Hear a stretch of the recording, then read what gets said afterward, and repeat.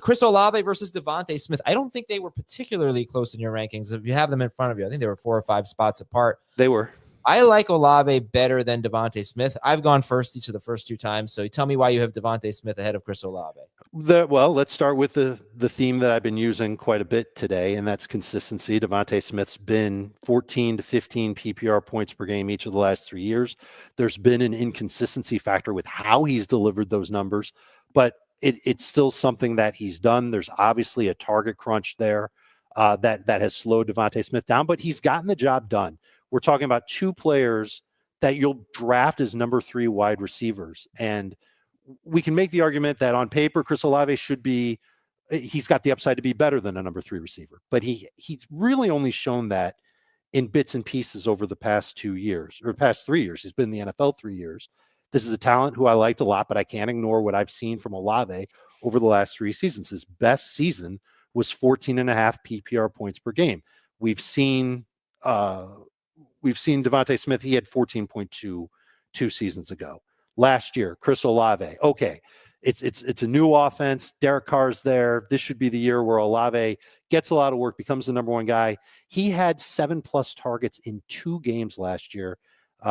He didn't play a full season, obviously, because of the concussions. He averaged 5.5 targets per game and didn't even average 10 PPR points per game. I can't unsee that.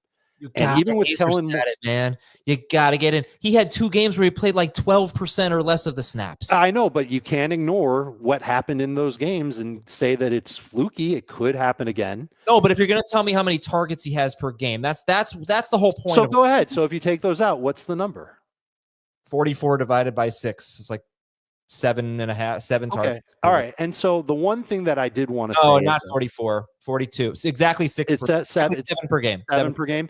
Yep. If you could guarantee me that Olave is going to be north of 7 targets per game, I'd feel a lot better about it. But this is still an offense that I've got questions about, from the offensive line to the quarterback, who's backing up the quarterback. Does Derek Carr play a full season? I don't have questions anymore about the play caller. Kellen Moore, I'm good with it. But I don't want to buy into Chris Olave for a 4th straight season when I know that DeVonta Smith has given me some consistency. And going back to what we talked about 7 minutes ago with Philadelphia's offense, if they're not going to run as much in 2025, that means they're going to throw more. Maybe Dallas Goedert isn't even as big of a factor in the offense. He might not even be on the team. That would kick down the door for DeVonta Smith to have a huge year. And so I'm taking the number 3 receiver that's gotten the job done for 3 straight years in a better offense. I like Olave better because I think he'll lead his team in targets, and I don't think we've seen the best of him. And yes, only 7 targets per game. I mean, that's not even good. Like 7 targets per game in his 6 healthy games. But I would say we have to remember that Derek Carr played in 5 of those games. Derek Carr threw 27.2 passes per game. And there were 2 blowout wins. There was 1 game where they had the ball for 20 minutes. So they will throw more. But I won't go on my big, long spiel. I'm going to send it over to Jamie now. You tell me, Chris Olave or DeVonta Smith? Well, first off, if Dave's scenario plays out and Dallas Goedert's not there, nobody's taking Chris Olave over DeVonta Smith. So unless they add somebody else along the way.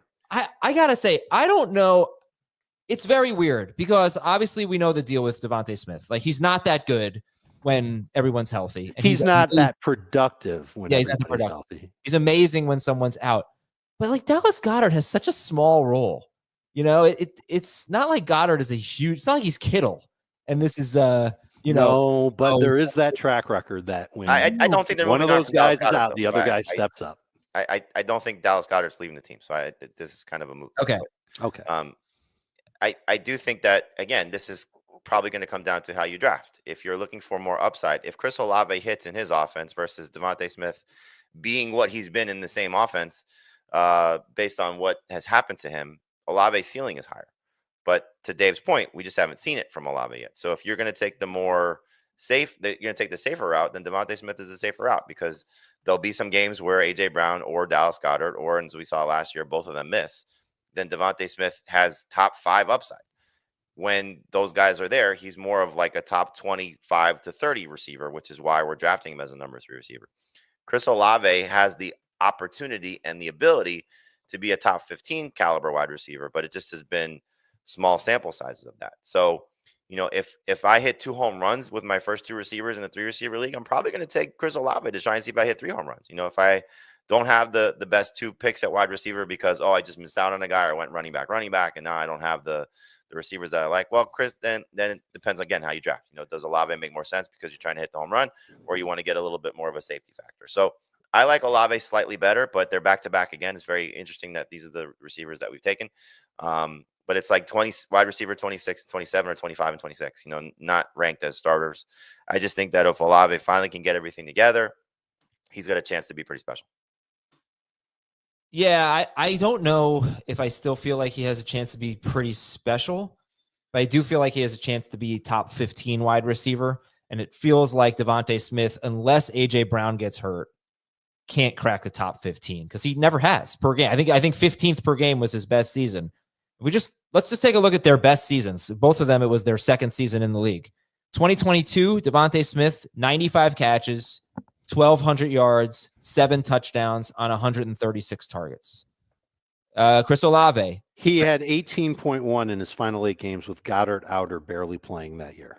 So that's an example of Goddard being limited / out, what DeVonta Smith could do. Yeah, no, I know that's been the case, but Goddard had been a bigger. That's why I was optimistic about Smith going into the last year. It's like I didn't really think Goddard's getting old. He's not that productive anymore. Like he's not what he used to be. So I really thought Smith was going to take that step. Do you know what Smith was in 2023 without Goddard? He was terrific, right? 21.4 PPR points per game, 9 targets per game. It's 3-week sample size, but 3 weeks without Goddard. And what did he do in 2 weeks without A.J. Brown? He had 2 games with like 7 catches, weeks 2 and 3. You can look it up. He was great. I mean, I've got it right here. 17.3 PPR points per game in 10 games where either Brown or Goddard did not play. But in 6 games where they were all healthy, or 7 games where they were all healthy, he had 2 games with double-digit PPR fantasy points. So, yeah, I don't know. We kind of know what he is. Olave has not had a better season than Smith yet. That's the biggest argument against Olave, is like he hasn't even done what DeVonta Smith did because he doesn't score any freaking touchdowns. It's so frustrating. Smith gets you 7 touchdowns a year. Olave would love that, but things can change. Things change with McLaurin. That was my comp for Olave. I thought he was basically a younger version of McLaurin. We just get to 7, 8 touchdowns, he's going to outproduce DeVonta Smith. I feel confident. I don't know that it'll happen, but if he does get there, he'll be better than Smith. I'm just going to take the guy who I think is going to be number 1 on his team in targets. And even though Hurts is a better quarterback than Derek Carr, raw passing numbers, just because of volume, might favor the Saints.